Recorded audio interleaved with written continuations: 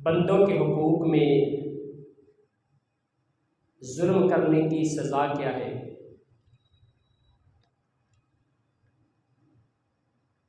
حق دو طرح کے ہیں، ایک وہ حق جو اللہ تعالیٰ کا ہے اور دوسرا وہ حق جو اللہ کے بندوں کا ہے۔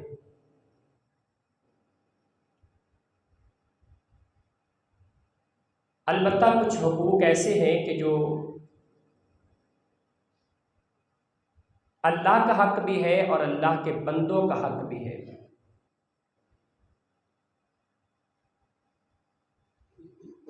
بندوں کے حقوق کے حوالے اور اللہ تعالیٰ کے حق کے بارے میں دین اسلام نے اپنے 5 مقصد بیان کیے ہیں۔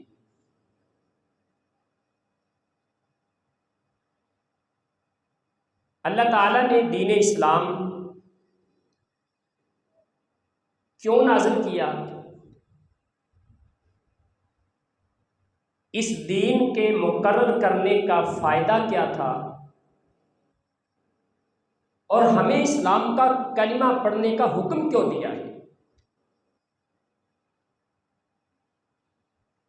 اس کے 5 مقصد ہیں کہ جس کی وجہ سے اللہ تعالیٰ نے ہمیں اسلام جیسا دین عطا فرمایا ہے، جس کو شریعت کے 5 مقاصد کہا جاتا ہے۔ سادہ لفظوں میں آپ یوں سمجھیں، مسلمان ہونے کے 5 فائدے ہیں۔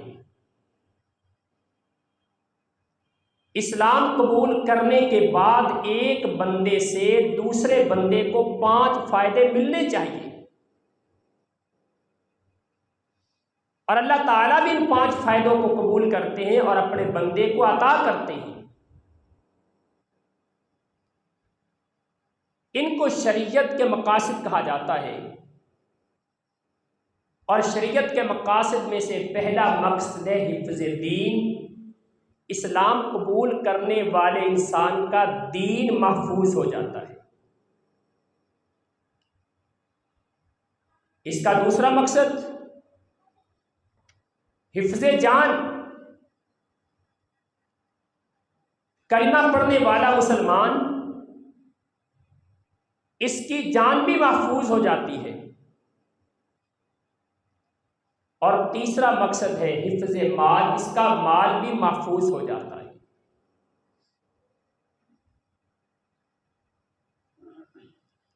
اور چوتھا مقصد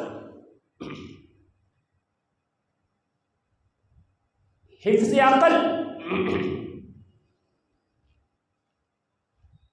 دین قبول کرنے والے اسلام کی عقل بھی محفوظ ہے،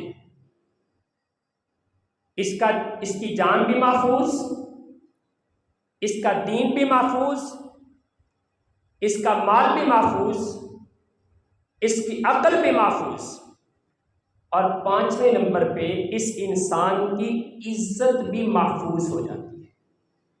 یہ 5 مقاصد ہیں شریعت اسلامیہ کے۔ لیکن اگر کوئی انسان اللہ تعالیٰ کے بندوں کے حق میں یا اللہ کی مخلوق کے حق میں کمی کرتا ہے، وہ قیامت والے دن بھی اور دنیا کے اندر بھی سزا کا مستحق ٹھہرتا ہے۔ اور اگر کوئی انسان اللہ کے حقوق میں کمی کرتا ہے، اس کا معاملہ اپنے اللہ کے ساتھ ہے۔ اللہ چاہے تو معاف کر دے، چاہے تو سزا دے۔ لیکن بندوں کے حق کا معاملہ اور ہے، مخلوق کے حق کا معاملہ اور ہے۔ انسانوں کی بات بڑی دور کی ہے، حقوق کی ادائیگی کی اگر بات کی جائے، ایک عورت اگر کتے کو پانی پلا دے، آسمانوں کا خالق اس عورت کو بھی معاف فرما دیتا ہے۔ اور دوسری طرف اگر ایک عورت بلی کو بھوکا مار دے رسول اللہ صلی اللہ علیہ وسلم سے یہ سوال کیا گیا تھا، اللہ کے رسول اس عورت کے بارے میں آپ کیا فرماتے ہیں؟ اس کے پاس ایک بلی تھی، اس نے بلی کو باندھ دیا، اس کو چھوڑا نہیں کہ وہ خود جا کے کھا پی لے، اور نہ اس کو کھلایا نہ پلایا، اس کو باندھے رکھا، بھوک اور پیاس کی وجہ سے مر گئی۔ اللہ کے پیغمبر اس عورت کا حشر کیا ہوگا؟ رسول مکرم صلی اللہ علیہ وسلم فرماتے ہیں انہا فی النار، وہ عورت جہنم میں جائے گی۔ جس عورت نے بلی کو باندھا، بھوکا مار دیا، انسانوں کی بات تو بڑی دور کی بات ہے، اور اگر انسان کو دیکھا جائے نا، انسان کے حقوق کا پہلا درجہ آتا ہے اللہ کی مخلوق کے حق کا۔ پوری مخلوق کے حقوق کیا ہے؟ انسانوں کے، حیوانوں کے، جانوروں کے، درندوں کے، پرندوں کے، پانی کی مخلوقات کے، سب فضا کی مخلوقات کے، اس میں انسان بھی شامل ہے۔ اور اگر انسان ہو، اگر اللہ کی مخلوق میں سے انسان ہو، اس انسان کے حق ادا کرنا، یہ معاملہ اور بھی سخت ہو جاتا ہے۔ اور اگر انسان بھی ہو، مسلمان بھی ہو، تو پھر اس کے حقوق کا معاملہ اور سخت ہو جاتا ہے۔ یعنی کہ آپ یوں سمجھیں، ایک مسلمان ہے نا، ایک اللہ کی مخلوق ہے، کوئی بھی مخلوق ہے، اس مخلوق کا ایک حق ہے۔ مخلوق میں اگر انسان ہو، اس کے دو حق بن جائیں گے۔ اگر انسانوں میں سے مسلمان ہوں تو پھر مسلمانوں کے تین حق بن جائیں گے۔ اللہ تعالی ہمیں اس کی توفیق عطا فرمائے کہ ہم حقوق ادا کرنے والے بن جائیں، اور حقوق کی ادائیگی کا حکم خود اللہ تعالی نے دیا، رسول اللہ نے دیا۔ اللہ کے رسول فرماتے ہیں ان لربک علیک حقا، اے میرے صحابی، تیرے رب کا تجھ پر حق ہے، تیرے رب کا تجھ پر حق ہے۔ وَإِنَّ لِنَفْسِكَ عَلَيْكَ حَقًّا، تیری جان کا، تیرے وجود کا، تیرے اعضاء کا، آنکھوں کا، کانوں کا، ہاتھوں کا، پاؤں کا تجھ پر حق ہے۔ وَلِأَهْلِكَ عَلَيْكَ حَقًّا، تیرے اہل و عیال کا تجھ پر حق ہے۔ بیوی، بچے، ماں باپ، بہن بھائی، رشتہ دار، آگے ان کی اولادیں، پھر ہمسائے، پھر قریبی رشتہ دار۔ وَلِأَهْلِكَ عَلَيْكَ حَقًّا، تیرے اہل و عیال کے تیرے ذمے حقوق ہیں۔ فَآتِ كُلَّ ذِي حَقٍّ حَقَّهُ، صحیح بخاری کی روایت ہے، اللہ کے رسول نے فرمایا ہر حقدار کو، ہر حق والے کو اس کا حق ادا کر، جس کا جو حق بنتا ہے نا اس کو ادا کرو۔ اگر اس کا حق اس کو ادا نہیں کیا جائے گا تو بروز قیامت اللہ کے سامنے جواب دہ ہونا پڑے گا۔ اور اگر کوئی انسان حقوق کی ادائیگی میں کمی کرتا ہے، ظلم کا شکار ہوتا ہے، زیادتی کرتا ہے کسی پہ، کسی کا مال کھا لیا، کسی کی عزت کو برباد کر دیا، کسی کو گالیاں دے دیں، کسی سے دھوکہ کر دیا، کسی کو قتل کر دیا، کسی کے ساتھ کوئی زیادتی، کسی کے ساتھ کوئی زیادتی، فرمایا کل قیامت کا دن ہوگا، ان چیزوں کا حساب دینا پڑے گا۔ آئیے ذرا میں چند احادیث اس حوالے سے آپ کے سامنے رکھتا ہوں، اور اس حوالے سے آج کے خطبہ جمعہ مبارک میں میں رسول اللہ صلی اللہ علیہ وسلم کی حدیث اور ان کا ترجمہ آپ کے سامنے رکھنا ہے۔ کوشش کروں گا اپنی طرف سے کوئی بات نہ کروں، اللہ کے پیغمبر کی حدیثیں، نبی رحمت کے فرامین اور ان کا ترجمہ یہ آپ کے سامنے رکھتا چلا جاؤں۔ اللہ کرے اللہ تعالی ہمارے رستہ آسان کرتے ہیں۔ سب سے پہلی حدیث اللہ کے رسول کی، قال اللہ عز وجل، اس کو حدیث قدسی کہا جاتا ہے۔ آپ میں بہت سارے طالب علم حضرات ہوں گے، ان کے لیے میں یہ بیان کرنا چاہتا ہوں کہ حدیث قدسی کس کو کہا جاتا ہے۔ حدیث قدسی ہر اس حدیث کو کہا جاتا ہے جس کی نسبت اللہ تعالیٰ کی طرف ہو، یا دوسرے الفاظ میں آپ یوں سمجھیں، اس حدیث کو حدیث قدسی کہا جاتا ہے جس کی سند اللہ تعالیٰ تک پہنچ جائے، اس کو حدیث قدسی کہا جاتا ہے۔ دیکھیں نا، ایک حدیث ہوتی ہے جو شاگرد نے اپنے استاد سے سنی، اس نے اپنے استاد سے، اس نے اپنے استاد سے، پھر اس نے اپنے استاد سے سنی ہے، تابعی نے صحابی سے سنی ہے۔ اگر حدیث کی سند ایک صحابی تک پہنچ جائے، تابعی تک پہنچ جائے، اور تابعی کہے کہ اللہ کے رسول نے یہ فرمایا، تابعی صحابی کا نام نہیں لے رہا، تابعی کہتا رسول اللہ نے یہ فرمایا، اس حدیث کو حدیث مقطوع کہا جاتا ہے۔ دوسرے نمبر پہ، اگر رسول اللہ صلی اللہ علیہ وسلم صحابی یہ کہے، صحابی حدیث بیان کر دے لیکن رسول اللہ کا نام نہیں لیتا، اس حدیث کو حدیث موقوف کہا جاتا ہے۔ اور اگر تابعی بیان کرے کہ میں نے صحابی سے سنا، صحابی بیان کرے میں نے رسول اللہ سے سنا، اللہ کے رسول نے یہ فرمایا، یہ حدیث مرفوع ہوتی ہے جس کی سند اللہ کے رسول تک پہنچ جائے، اور جس حدیث کی سند رسول اللہ یہ کہے کہ میں نے اللہ تعالیٰ سے سنا، یا اللہ تعالیٰ نے یہ فرمایا، یہ حدیث قدسی ہوتی ہے۔ اللہ تعالیٰ فرماتے ہیں ثلاثۃ انا خصمہ، لوگوں تین بندے ایسے ہیں، تین بندے ایسے ہیں کہ میں اللہ ان کی طرف سے ان کا مقدمہ لڑوں گا۔ کون کہتے ہیں؟ اللہ تعالیٰ کہہ رہے ہیں، اللہ کہتے ہیں، فیصلہ کرنے والا بھی اللہ، عدالت بھی اللہ تعالیٰ کی، مقدمہ بھی اللہ کے سامنے دائر ہوا، لیکن ان تین بندوں کی طرف سے مقدمہ لڑنے والا کون ہے؟ خود اللہ تعالیٰ ہے۔ انا خصمہم، تین بندے ایسے ہیں میں اللہ ان کی طرف سے مقدمہ لڑوں گا۔ اللہ اکبر۔ بتائیے، ہمارے دنیا کے بڑے بڑے وکیل ہوتے ہیں، ہم نے کوئی بہت بڑا کیس ہونا، اس میں کوئی بڑا وکیل لے کے آتے ہیں کہ بڑا تڑلیدہ وکیل ہے، مقدمہ ہارتا نہیں، اور سوچئے ذرا، جہاں عدالت بھی اللہ تعالیٰ کی ہو،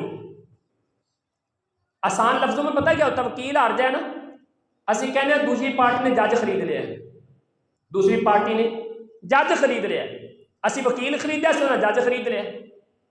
یہ تین بندے وہ خوش نصیب انسان ہیں کہ جن کا تعلق اللہ تعالیٰ کے ساتھ ہے، اور ان کا فیصلہ کرنے والی خود اللہ کی ذات ہے، مقدمہ بھی اللہ خود لڑتا ہے۔ سب سے پہلا انسان کون ہے؟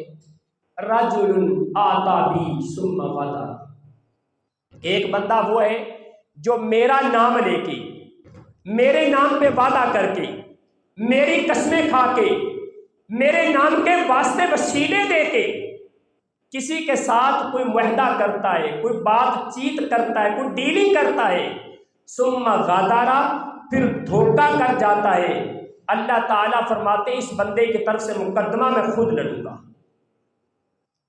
دھوکہ کرنے والا گویا کہ کسی مسلمان کے حق میں کمی کر رہا ہے، کسی انسان کے حق کو مار رہا ہے، اللہ تعالیٰ اس حق مارنے والے کے خلاف خود مقدمہ لڑے گا۔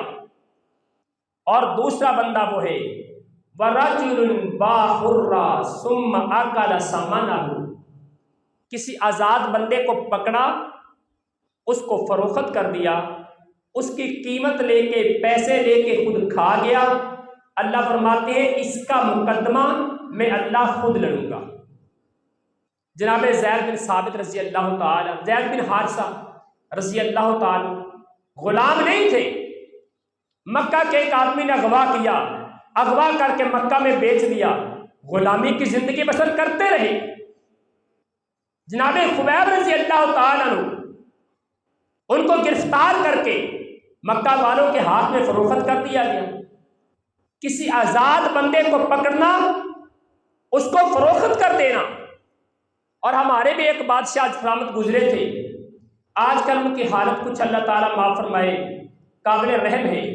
مشرف نام کا کوئی بندہ گزرا تھا ہمارے دور میں، ہمارے ملک پاکستان میں بھی، خود اپنی کتاب میں تحریر کرتا ہے کہ 667 لوگ، 667 بندے ہم اپنے ملک کے، ہم نے جن کو گرفتار کیا، گرفتار کر کے امریکہ کو فروخت کیے اور اربوں ڈالر ہم نے حاصل کیے۔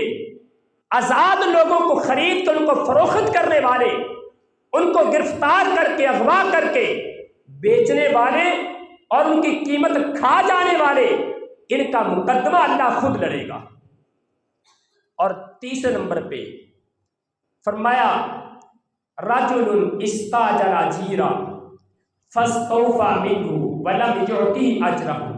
صحیح مسلم کی روایت ہے، کسی بندے نے مزدور رکھا، اپنی دکان پہ ملازم رکھ لیا، دفتر میں آفس بوائے رکھا، ہوٹل میں ویٹر رکھ لیا، اپنی گاڑی میں کوئی ڈرائیور رکھ لیا، کام پہ کوئی مزدور رکھا، اس سے کام پورا لے لیا لیکن اس کو مزدوری نہیں دی۔ کام پورا لیا لیکن مزدوری نہیں دی۔ اللہ فرماتے ہیں اس کی مزدوری کو کھا جانے والا اس ظالم انسان کے خلاف میں اللہ مقدمہ لڑوں گا۔ ثلاثۃ انا خصمهم، 3 لوگوں کے خلاف میں مقدمہ لڑوں گا۔ اور اس کے بعد رسول اللہ صلی اللہ علیہ وسلم کی دوسری حدیث ابو امامہ الباہلی بیان کرتے ہیں رضی اللہ تعالی عنہ، من اقتطع حق امرئ مسلم بیمینہ اوجب له النار وحرم علیہ الجنہ قال رجل وإن كان شيئا يسيرا يا رسول الله قال وإن كان قضيبا من أراك۔ جناب ابو امامہ الباہلی رضی اللہ تعالی عنہ بیان کرتے ہیں رسول اللہ صلی اللہ علیہ وسلم نے فرمایا کہ جس بندے نے، جس انسان نے کسی ایک بندے کا حق مارا، کسی کا حق مارا اپنے دائیں ہاتھ کے ساتھ، اپنی تحریر کے ذریعے، اپنی بات چیت کے ذریعے، اپنی ڈیلنگ کے ذریعے، اپنے اختیار کے ذریعے کسی کا حق مار لیا، اللہ کے رسول فرماتے ہیں اللہ تعالیٰ اس کو 2 سزائیں دے گا۔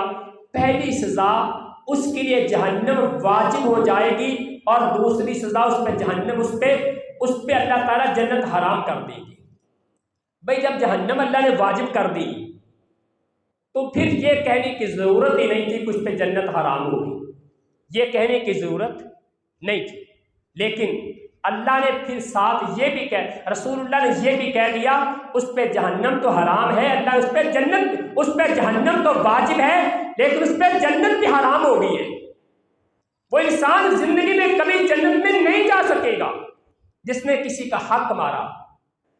صحابی نے سوال کر لیا اللہ کے رسول اگر کسی کا تھوڑا سا حق مار دیا، تھوڑا سا حق مارا، اللہ کے رسول نے فرمایا وَإِن كَانَ قَضِيبًا مِّنْ أَرَاكَ، اگر پیلو کے درخت کی ایک چھڑی کی چھال بھی اس نے کسی کی دبا لی، اللہ اس بدلے میں بھی اس انسان کو جہنم میں داخل کر دے۔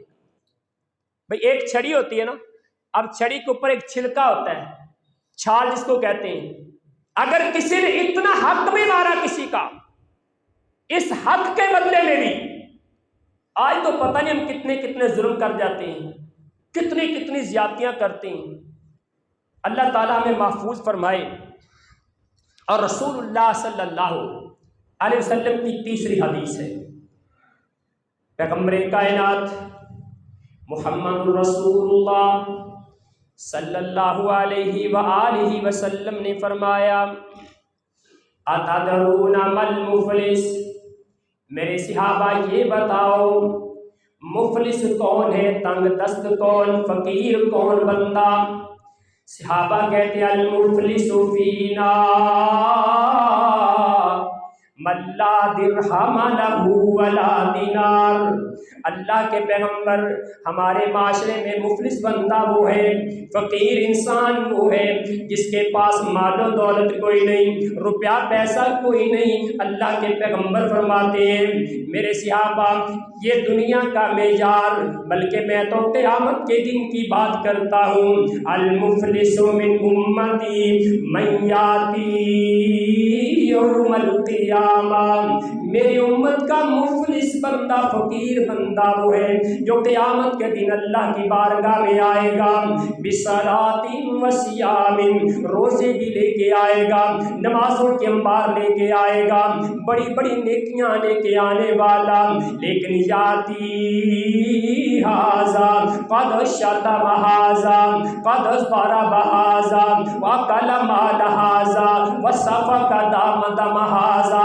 इसने किसी का खून बहाया, किसी को कत्ल किया होगा, किसी को बेइज्जत किया होगा, किसी को मारा होगा, ज़्यादतियां करने वाला। अल्लाह रब्बुल आलमीन इन सारे हक लेने वालों में खालिक़े कायनात इसकी नेकियां तक़सीम कर देंगे। सुम्मा तुरिहा फिन्नार, इसकी नेकियां लोगों में तक़सीम कर दी जाएंगी। हक लेने वालों के गुनाह लेकर के अल्लाह इसके खाते में डाल देगा और फिर इसको जहन्नम में डाल दिया जाएगा। आइए पैगंबर कायनात की चौथी हदीस अपने दिल दिमाग में बिठा के ले जाएं। अब इब्ने मसऊद रज़ी अल्लाह तआला अन्हु रसूलुल्लाह सल्लल्लाहु अलैहि वसल्लम के सहाबी बयान करते हैं, इन्न शैताना कद याइसा मिन अन तुबदल अस्नाम फी अर्दिल अरबी। अल्लाह के पैगंबर ने फरमाया शैतान अर्ज़ अरब के अंदर अल्लाह ताला ने इतनी तौहीद फैला दी कि शैतान अरब के इलाके में बुतों की पूजा से मायूस हो गया, अल्लाह के शिर्क से मायूस हो गया। वलाकिन सयरदा मिनकुम बिदूनि ज़ालिक, पैगंबर कायनात फरमाते हैं लोगों शैतान तुम्हारे से छोटे छोटे गुनाहों पे राजी हो जाएगा। अरब के इलाके में अब शिर्क नहीं होगा, अल्लाह की तौहीद की खिलाफ वर्जी नहीं हो सकती, बुतों की पूजा नहीं हो सकती, लेकिन शैतान तुमसे छोटे गुनाह करवाएगा।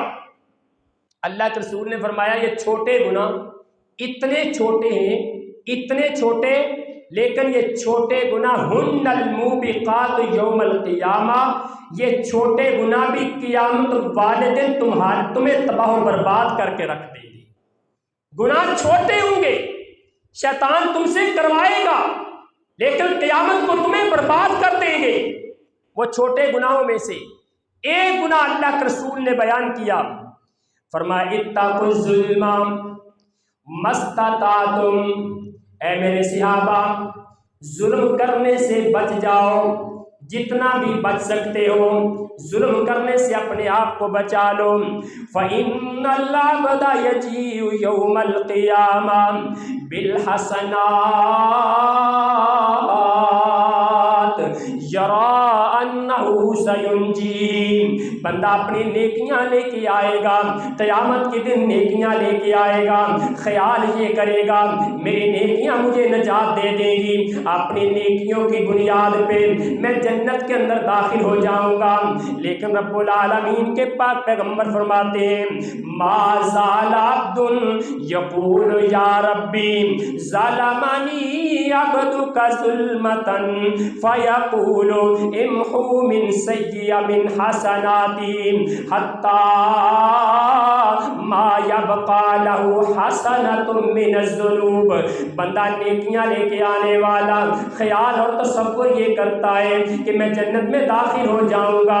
अल्लाह के पाक पैगंबर फरमाते हैं लेकिन अल्लाह के बंदे खड़े हो जाएंगे, अल्लाह के सामने दरखास्तें करेंगे, या अल्लाह ये बंदा जुल्म करने वाला था, ये बंदा जुल्म करने वाला था, अल्लाह इसने मुझ مجھ پہ ظلم کیا تھا، خالق کائنات فرمائیں گے اس کی نیکیاں تقسیم کر دو حتیٰ کہ اس کے گناہ رہ جائیں گے، ایک بھی نیکی باقی نہیں بچے گی۔ پیغمبر کائنات کی چھٹی حدیث، اللہ کے پاک پیغمبر فرماتے ہیں ان عائشہ رضی اللہ تعالی عنہا ان رجلا قعد بین ید النبی صلی اللہ علیہ وسلم، ایک بندہ اللہ کے پیغمبر کے سامنے بیٹھا، کہ اللہ کے رسول کے سامنے بیٹھ گیا، آ کے سوال کرتا ہے ان لی مملوکین، اللہ کے رسول میرے پاس غلام ہے، میرے پاس خادم ہے۔ حدیث سننے والی ہے، آج جن لوگوں کے پاس چھوٹے چھوٹے بچے ملازمت کرنے والے، شاگردی اختیار کرنے والے، اور ان کو بے تحاشا مارتے ہیں، ان پہ ظلم کرتے ہیں، یا کسی کے پاس اس کی دکان پہ ملازمت کرنے والے، یا دوست کے ساتھ معاہدہ کرنے والے، کسی کے ساتھ لین دین کر کے زیادتیاں کرنے والے، اللہ کے رسول کی حدیث کو اپنے دل دماغ کی تختیوں پہ لکھ کے لے جائیے۔ صحابی بیان کرتے ہیں ان لی مملوکین، اللہ کے رسول میرے پاس کچھ غلام ہیں، حالانکہ نوکر، ملازم، ڈرائیور، صفائی کرنے والا، آفس بوائے، ویٹر، تمہارے گھر میں ملازمت کرنے والا، دفتر میں ملازمت کرنے والا، یہ غلام نہیں ہوتا۔ غلام تو انسان کی جائیداد ہوتی ہے، غلام تو انسان کے قبضے میں ہوتا ہے، غلام پہ اختیار ہوتا ہے، غلام انسان کا مال ہوتا ہے۔ یہ غلام نہیں، ان پہ ظلم کرنا اور بڑا گناہ ہے۔ اللہ اکبر۔ صحابی کہتے اللہ کے رسول میرے پاس غلام ہے، ان علی مملوکین، میرے پاس غلام ہے۔ وہ غلام کیا کرتے ہیں؟ یکذبوننی، مجھے جھوٹا بھی کہتے ہیں، ویخونوننی، میرے مال میں سے خیانت بھی کرتے ہیں۔ کبھی میں کاروبار میں نہیں ہوتا، اب مال چرا لیتے ہیں، چیزیں چرا لیتے ہیں، خیانت کرتے ہیں۔ اور فرمایا اللہ اکبر، ویعصوننی، اور میری نافرمانی بھی کرتے ہیں۔ پوچھا میرے صحابی پھر تم کیا کرتے ہو؟ فرمایا انا اشتمہم، میرے اے اللہ کے رسول میں ان کو گالیاں دیتا ہوں، وَأَضْرِبُهُمْ، میں ان کو مارتا ہوں، وہ مجھے جھوٹا کہے میں تب بھی گالی دیتا ہوں، وہ میری خیانت کرے میں تب بھی ان کو مارتا ہوں، وہ میری نافرمانی کرے میں تب بھی ان کو مارتا ہوں۔ اللہ کے رسول مجھے یہ بتائیے فَكَيْفَ أَنَا مِنْهُمْ، قیامت کا دن ہوگا، اللہ میرا فیصلہ کیسے کرے گا؟ صحابی نے سوال کر لیا۔ رسول اللہ صلی اللہ علیہ وسلم نے فرمایا میرے صحابی، قیامت کا دن ہوگا، خالق کائنات ایک طرف تمہیں کھڑا کر لے گا، دوسری طرف اللہ رب العالمین تمہارے غلاموں کو کھڑا کر لے گا۔ اللہ فیصلہ کرے گا، اگر اللہ رب العالمین دیکھیں گے تمہارے غلاموں کے جھوٹ، تمہارے غلاموں کی خیانتیں، تمہارے غلاموں کی نافرمانیاں، انہوں نے جتنی خیانتیں کی، دھوکے کرتے رہے، اللہ اس کو بھی دیکھے گا۔ اور تم اپنے غلاموں کو جو گالیاں دیتے ہو، اپنے غلاموں کو مارتے ہو، اللہ اس کو بھی دیکھے گا۔ اگر تمہارا مارنا، تمہاری گالیاں دینا ان کی خیانت سے زیادہ ہوگا، پھر اللہ تمہیں سزا دے گا۔ اگر تمہاری گالیاں، اگر تمہاری خیانتیں اس سے کم ہوں گی، پھر تمہیں اس کا فضل مل جائے گا۔ لیکن اگر برابر ہو گیا، اگر برابر ہو گیا، جتنی انہوں نے خیانت کی اتنی تو آپ نے گالیاں دے لی، جتنی انہوں نے تکذیب کی اتنا آپ نے ان کو مار لیا۔ اگر برابر ہو گیا، لا علیک ولا لک، نہ تیرا گناہ ہوگا نہ تجھے کچھ ملے گا۔ اللہ صحابی ڈر گیا، پریشان ہو گیا، کہیں قیامت کا دن ایسا نہ آ جائے میرے غلاموں نے خیانتیں کی، میں ان کو زیادہ مار بیٹھا، میرے غلاموں نے جھوٹا کہا، میں زیادہ ظلم کر بیٹھا، میرے غلاموں نے میری نافرمانیاں کی، میں ان کو گالیاں دیتا رہا، کہیں میری گالیاں ان کی نافرمانی سے زیادہ نہ ہو جائے۔ اگر قیامت والے دن اللہ کی بارگاہ میں مجھے اس کا حساب دینا پڑ گیا، میں کہاں جاؤں گا، میرا کیا حشر ہوگا؟ صحابی وہیں بیٹھے بیٹھے اللہ کے پیغمبر سے کہتے وانا اشہدکم باللہ، اللہ کے پیغمبر میں آپ کو گواہ بنا کے کہتا ہوں فَكُلُّ مَحْرَارًا لِلَّهِ، میں نے سب کو اللہ کے لیے آزاد کر دیا ہے، سب کو میں نے آزاد کر دیا۔ صحابی ڈر گئے، پریشان ہو گئے، کہیں قیامت کا دن ایسا نہ آ جائے کہ مجھے ان کے بدلے میں حساب دینا پڑ جائے۔ پیغمبر کائنات کی 7ویں حدیث پہ غور کیجئے، اللہ کے رسول پر اللہ تعالیٰ فرماتے ہیں یا عبادی انی حرمت الظلم علی نفسی، اے میرے بندو میں نے اپنے آپ پر ظلم کو حرام کر دیا ہے، فلا تظالموا انفسکم، آپس میں ظلم نہ کیا کرو۔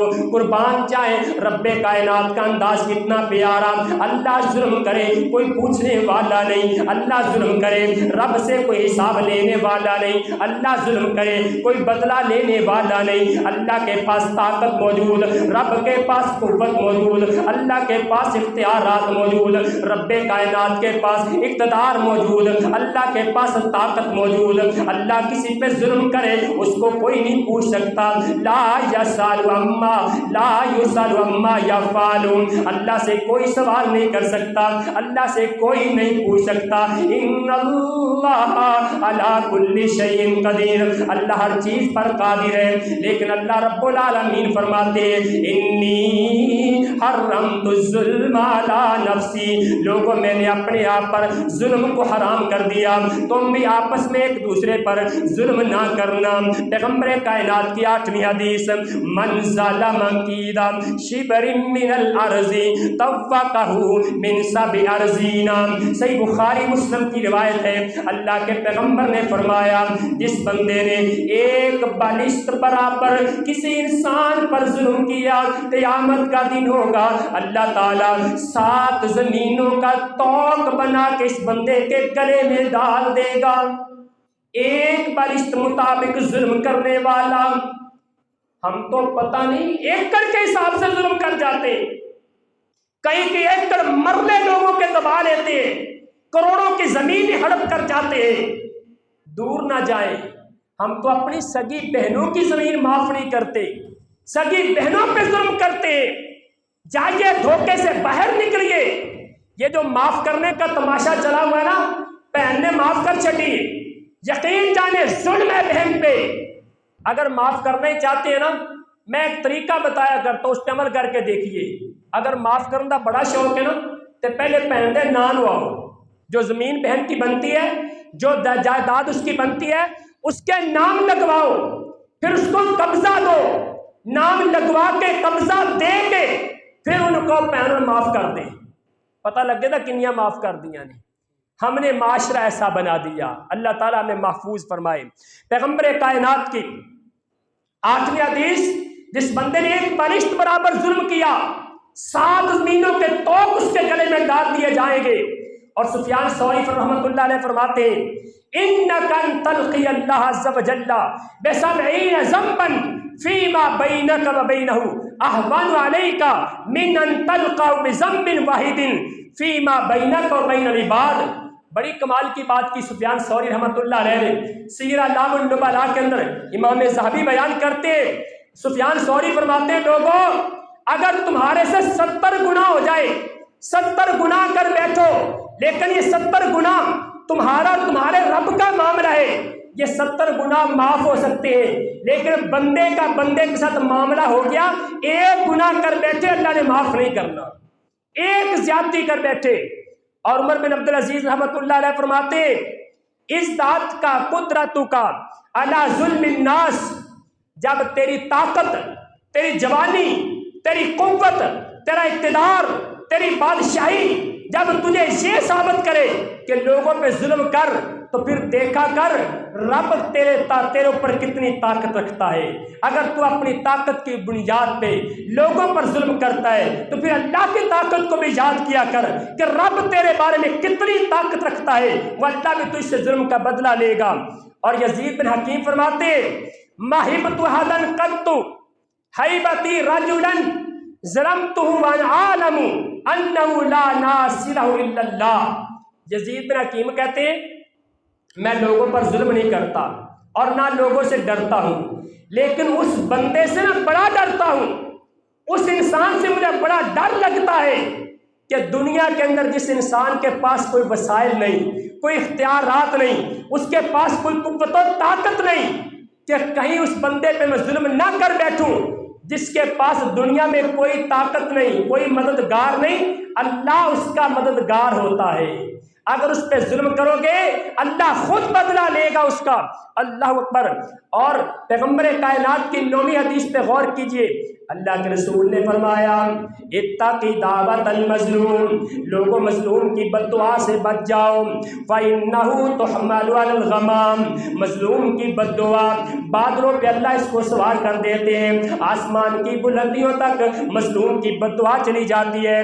یقول اللہ عز وجل، اللہ عز وجل فرماتے ہیں وعزتی وجلالی، مجھے اپنی عزت کی قسم، اللہ فرماتے ہیں مجھے اپنی عزت کی قسم، جب مظلوم بندہ بد دعا کرتا ہے اس کی زبان سے ظالم کے بارے میں کلمات نکلتے ہیں، کائنات کے رب کی طرف سے آواز آتی ہے وعزتی وجلالی، میرے بندے مجھے اپنی عزت کی قسم، مجھے اپنے جلال کی قسم، لانصرنک ولو بعد حین، میں تمہاری مدد ضرور کروں گا، اے میرے مظلوم بندے میں ضرور تیرے ساتھ مدد کروں گا، اگرچہ کچھ دیر بعد کروں میں مدد ضرور کروں گا، ظالم کو اس کے ظلم کی سزا ملے گی۔ 10ویں حدیث پیغمبر کائنات کی، اللہ کے پاک پیغمبر نے فرمایا الظلم ظلمات یوم القیامہ، ایک ظلم کرنے والا قیامت کا دن آئے گا اس کے بارے میں بڑے بڑے ظلم بن جائیں گے، ایک ظلم کرنے والا انسان۔ اور 11ویں حدیث پیغمبر کائنات کی، اللہ کے نبی فرماتے کل المسلم علی المسلم حرام دمہ ومالہ وعرضہ، ہر مسلمان کا دوسرے مسلمان پر مال بھی حرام، عزت بھی حرام، اللہ نے اس کی جان بھی حرام کر دی۔ کسی پر ظلم نہ کرو، کسی پر زیادتی نہ کرو، کسی کو تھپڑ مارنے والا، کسی کا قرض لے کے کھا جانے والا، کسی کے ساتھ معاملہ طے کر کے اس کے پیسے دبا جانے والا، کسی کے ساتھ زیادتی کرنے والا، اس پہ اللہ نے مال حرام کر دیا ہے۔ کل المسلم علی المسلم حرام مالہ ودمہ، اگر مظلوم کی بد دعا ہو جائے کعبہ کے رب کی قسم انسان دنیا میں تباہ و برباد ہو جاتا ہے۔ ایک واقعہ آپ کے سامنے رکھتا ہوں، بات ختم کر دیتا ہوں۔ سعید بن زید رضی اللہ تعالیٰ عنہ پیغمبر کائنات کے صحابی، آپ کے ساتھ ایک عورت عربہ بنت اویس کا جھگڑا ہو گیا، عربہ نے یہ کیس عبد الملک بن مروان کی عدالت میں رکھ دیا، آ کر کے کہتی ہے اے عبد الملک، سعید بن زید نے میرے گھر پر قبضہ کر لیا، میری زمین پر قبضہ کر لیا۔ عبد الملک بن مروان نے جناب سعید بن زید کو بلا لیا، سعید آؤ بتاؤ تم نے عربہ کی زمین پر قبضہ کیوں کیا، عربہ کے گھر پر قبضہ کیوں کر لیا؟ جناب سعید کہتے ہیں اے عبد الملک بن مروان، میں نے اللہ کے پیغمبر سے سنا ہے، نبی کائنات سے سنا ہے، جس نے کسی کی ایک بلشت زمین پر قبضہ کر لیا قیامت کا دن ہوگا اللہ 7 زمینوں کا توق بنا کے اس کے گلے میں ڈال دے گا۔ یہ بات پیغمبر کائنات کی سننے کے بعد میں کسی پر ظلم نہیں کر سکتا، میں نے اس کے گھر پر قبضہ نہیں کیا، میں نے اس کی زمین پر قبضہ نہیں کیا۔ عبد الملک بن مروان کہتے ہیں میں آپ سے کوئی دلیل نہیں مانگوں گا۔ جب آپ نے اللہ کے پیغمبر کی حدیث بیان کر دی، اب سعید بن زید نے 2 دعائیں کر دی، اللہ اگر یہ عورت جھوٹی ہے ان کانت کاذبۃ فامی بصرہا، اللہ اگر یہ عورت جھوٹی ہے جس نے میرے خلاف جھوٹا مقدمہ کیا، اللہ اس کی آنکھوں کی بینائی ختم کر دے، وجعل قبرہا فی دارہا، اللہ میں تو اسے دعا کرتا ہوں اس کے گھر کے اندر اس کی قبر بنا دے۔ 2 بد دعا کر دی، 2 بد دعائیں کس نے کی؟ مظلوم نے کی، مظلوم کی زبان سے نکلی۔ اللہ اللہ صحابی بیان کرتے ہیں ہم نے اپنی آنکھوں سے دیکھا اس عورت کی بینائی ختم ہو گئی، دیواروں کے ساتھ ہاتھ لگا لگا کے چلا کرتی تھی، اس نے اپنے گھر کے اندر ایک گڑھا کھودا، اس گڑھے کے اندر گری، کسی کو پتہ ہی نہیں چلا، اس گڑھے کے اندر مر گئی، وہیں پہ لوگوں نے اوپر مٹی ڈال دی، اس کو اس کی قبر بنا دیا گیا۔ اللہ کے پاک پیغمبر نے اسی لیے فرمایا اتقی دعوت المظلوم، مظلوم کی بد دعا سے بچ جاؤ، فإنہ لیس لہ حجاب بینہ و بین اللہ، لوگوں مظلوم کی بد دعا اور اللہ کے سامنے کوئی پردہ نہیں۔ جب مظلوم کی زبان سے بد دعا نکلتی ہے، کائنات کا خالق و مالک سارے پردے ہٹا کے اللہ مظلوم کی بد دعا کو قبول کر لیتا ہے۔ اللہ اکبر۔ اللہ سے دعا ہے اللہ تعالیٰ ہمیں ظلم سے محفوظ فرمائے، حقوق ادا کرنے کی توفیق عطا فرمائے۔ ظلم انسان اپنی بیوی پہ کرے، اپنے بچوں پہ کرے، اپنی جان پہ کرے، اپنے ہمسائے پہ کرے، اپنے رشتہ دار پہ کرے، اپنے ملازم پہ کرے، اپنے دوست پہ کرے، اپنے کاروبار کے ساتھی پہ کرے، ظلم جس پہ بھی کرے گا ظلم ہی ہوگا اور اس کا حساب اللہ کے سامنے دینا ہوگا۔ اقول قولی ھذا واستغفر اللہ لی و لکم۔